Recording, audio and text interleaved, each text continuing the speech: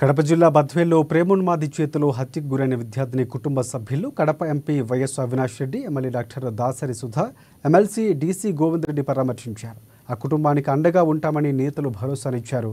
ఈ 4 మాసాల్లో 74 సంఘటనలు ఇలాంటివి ఘటనలు జరిగితే ప్రభుత్వం ఏం చేస్తుందని ప్రశ్నించారు.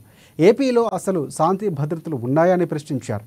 హోంమంత్రి అన్ని చోట్ల సెక్యూరిటీ ఇవ్వలేం కదా అంటూ వెటకారంగా మాట్లాడుతున్నారని మండిపడ్డారు. బద్వేల్లో నిన్నటి దినాన మృతి చెందిన బాలిక దస్తగిరమ్మ ఏ పరిస్థితుల్లో మృతి చెందిందో మనందరికీ తెలుసు. నిజంగా ఇవాళ ప్రతి ఒక్కరు కూడా ఆ బాలిక తల్లిదండ్రులతో పాటు ప్రతి ఒక్కరు కూడా బాధపడతా ఉన్నారు, దిగ్భ్రాంతి వ్యక్తం చేస్తూ ఉన్నారు. ఆడపిల్లలు ఉన్న ప్రతి తల్లిదండ్రి కూడా ప్రతి ఒక్కరు కూడా బాధపడతా ఉన్నారు. నిజంగా ఇంత అమానుషం, మాటల్లో చెప్పలేనంత అమానుషం ఇది. ఇంత కిరాతకంగా ఆ పాపను చంపడం నిజంగా ప్రతి ఒక్కరు కూడా ఆలోచించాలా.